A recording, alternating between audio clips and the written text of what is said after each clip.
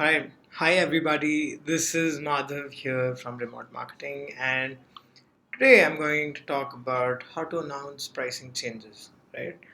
Um, so, a lot of companies do pricing changes, at the early stage, at the later stage, and that's primarily because of one of these reasons. Number one, it's to become more competitive in the market. So, let's say a company decided a price for their product and then and then they just went with it. And then when they realized that in the market, most of the competitors are kind of priced at a certain, um, price point, which could be lower than yours. To stay more competitive, they would kind of decrease their prices, just to kind of attract more customers. Um, you could also increase prices to kind of expand revenue from existing customers. So a lot of companies add new pricing tiers, they raise their pricing, and here's the fact: as companies keep growing, all software prices need to keep increasing. That is standard. You cannot expect a tech company to provide the same price for their products um, today and 20 years from now, because there's inflation, there's rising costs, and all of that. And also the companies have their own growth targets, so they will always keep increasing, right? That is a fact. So if you as a business are not increasing your prices, you know it's not good, especially if you've not increased your prices in the last 5 or 6 years. um, and the thing is, in at close in you know in January 2019, we did roll out a new pricing for all of our customers. Our first pricing change that happened in like 5 or 6 years, and it was like a due thing. It was delayed, for numerous reasons, but it had to happen, and we did that. But before we actually announced that pricing change, there was a lot of pre-planning that was done. And just through all of that experience today, I'd like to share about when, if you as a business are announcing pricing changes, how to go ahead with that correctly. Because here's the problem. Um, when a company rolls out pricing changes, you know, things can get very tricky, because a lot of competitors are always kind of watching their competitors, so they're watching you, and they're just waiting to make the best out of a bad opportunity that you throw out, right, and steal away your customers. um, and and that could be a huge problem, right? And the other issue is that when a new pricing change is rolled out, right, irrespective of it's a lowering of pricing or increasing of pricing, you're essentially throwing all of your customers in the purchase decision again. There'll be a question that'll pop up, like, should we be paying this much for this tool? Should we stick with this tool, or is this a good time to kind of evaluate, other options in the market? Right? Maybe it's a good time to evaluate now. And both of these things can make things very tricky for a business, because if a pricing change is not rolled out correctly, it can be disastrous. It can, I wouldn't say make or break a business, but it can significantly impact your growth targets. How you're growing this year, and it could obviously cause a slow decline into your business. You could just lose your market leadership. And there are a bunch of examples like that. The most recent one that I can remember is there was an email marketing software called Drip. It still is there. And then they rolled out new pricing, around the end of last year. And the kind of backlash that people gave on Twitter and all of that, saying that they didn't announce the price. Like, for them, the announcement was basically like this: that you know, I think it was something like, I'm not 100% sure. I'll have to get back on this, but it was basically like, from tomorrow, your pricing is going to change, or like from 10 days from now, your pricing is going to change. And these, all users are like, what the, like, how are we going to cope? Like, when you're rolling out a pricing change, you need to take care of your existing customers. If it's like a significant change, let's say from $100 per user to $125 per user, right? That's a 25% increase. And if you're going to do that overnight, it's let's say for someone who's got like, I don't know, 10 or 20 users, and I'm talking about a very small customer, it's a huge increase in their expenses.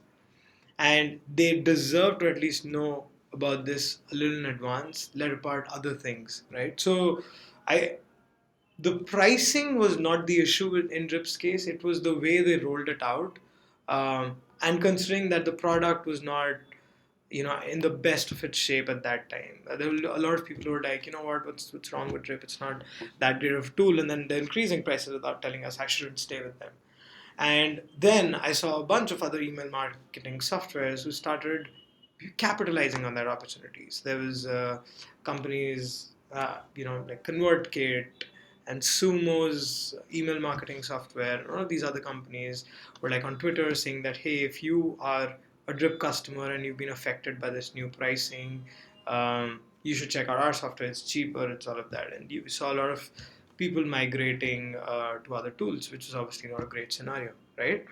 Um, so we were aware about that, and I want to talk about when we rolled out closest pricing.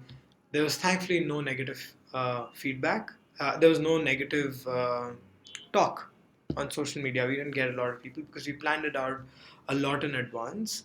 And the other thing was we prepared for like the best case and the worst case scenarios and everything. And um, whatever we had our expectation in mind when we decided to go with the pricing change, that was the pricing. That was what it looked like.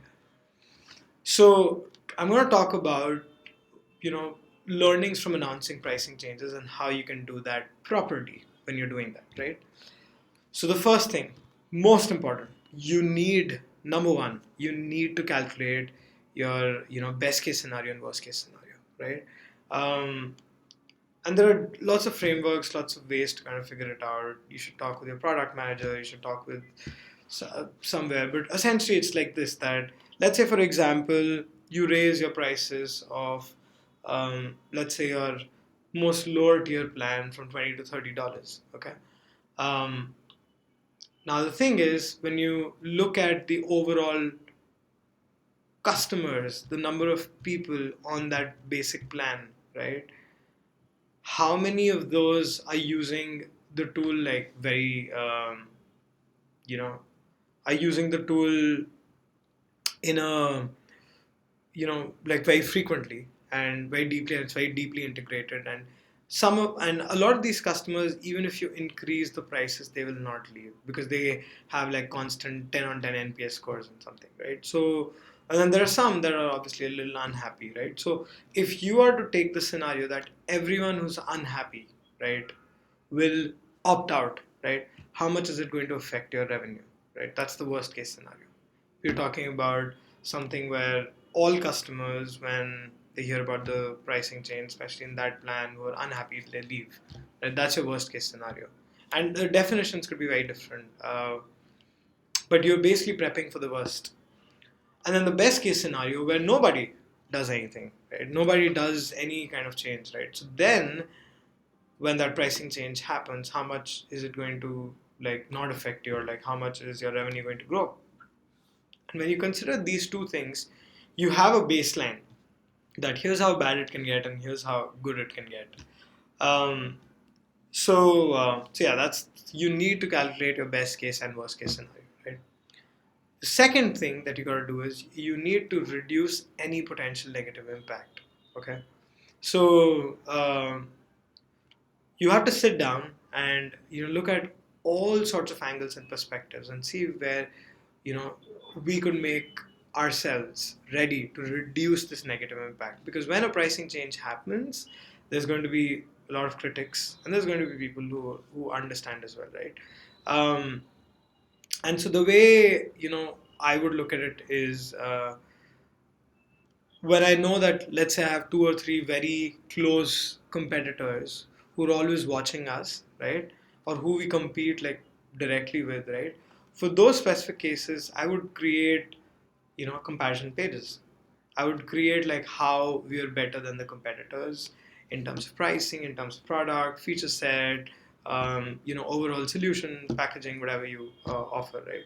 So I would create those. So let's say, for example, when the pricing change happens, you can be like, I understand that this is not the ideal scenario, but we're still the best tool out there, and you can compare it with these tools, or like compare us and see how we perform, right? So comparison pages are huge.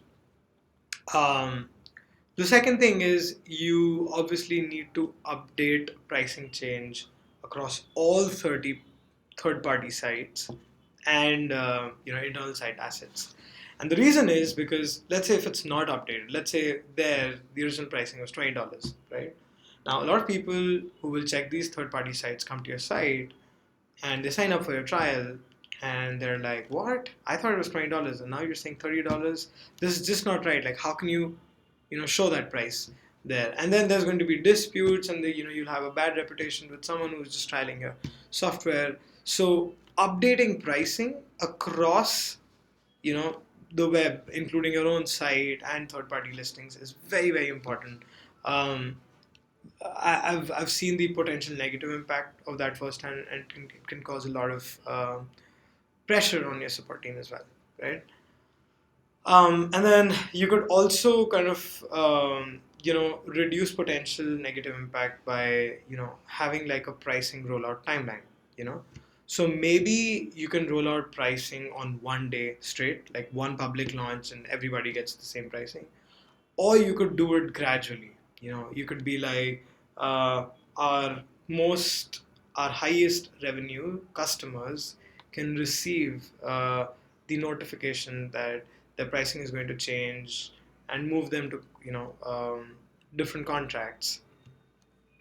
Tell them much early on, and then you move to like the lesser revenue customers, and you keep going trickling down, right? Until you reach like the least paying customers, and you announce it to them.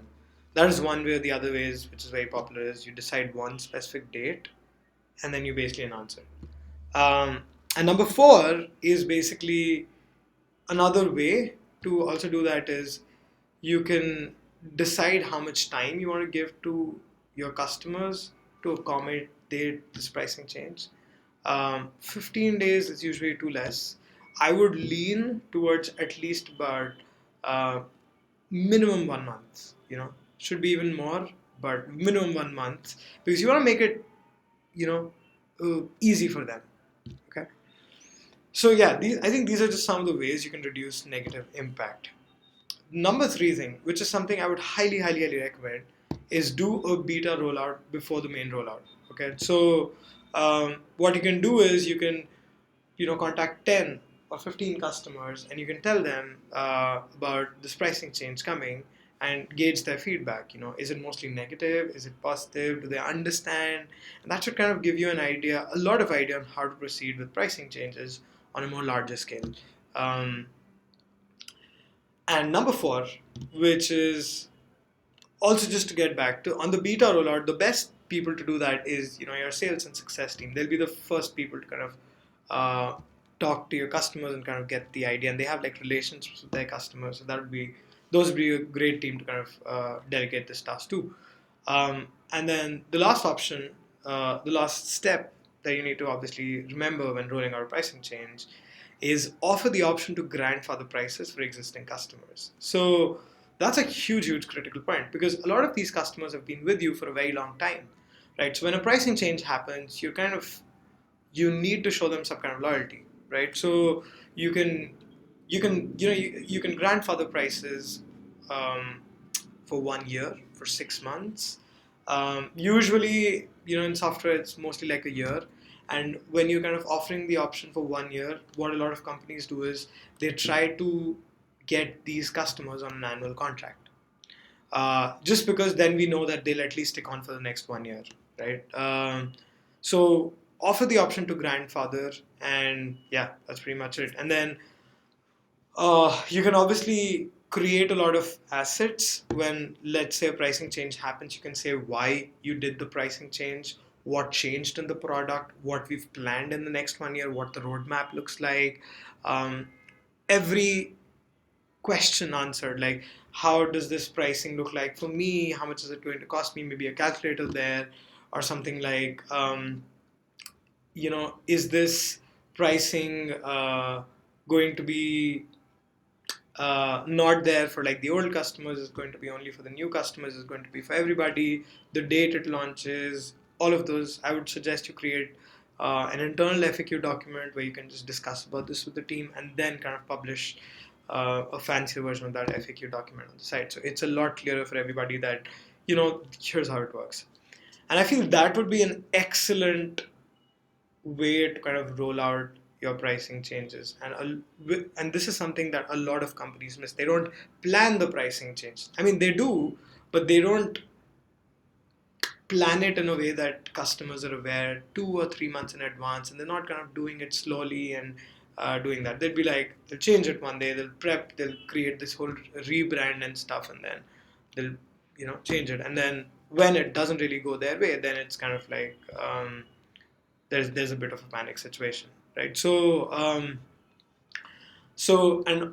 all of the best case and worst case scenarios worked out in your in your sheets and in your head, you can pretty much be aware that this is what my expectation is, and you'd probably know how bad it can get, how good it can get. So you'd be a little more sorted when you announce pricing changes.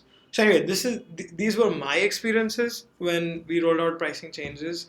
But if there's anything else that you want to add to this, please feel free to let me know. Just reply to the email or tweet to me at the Mad Bhandari, or you can email me at madhav@remotemarketing.org.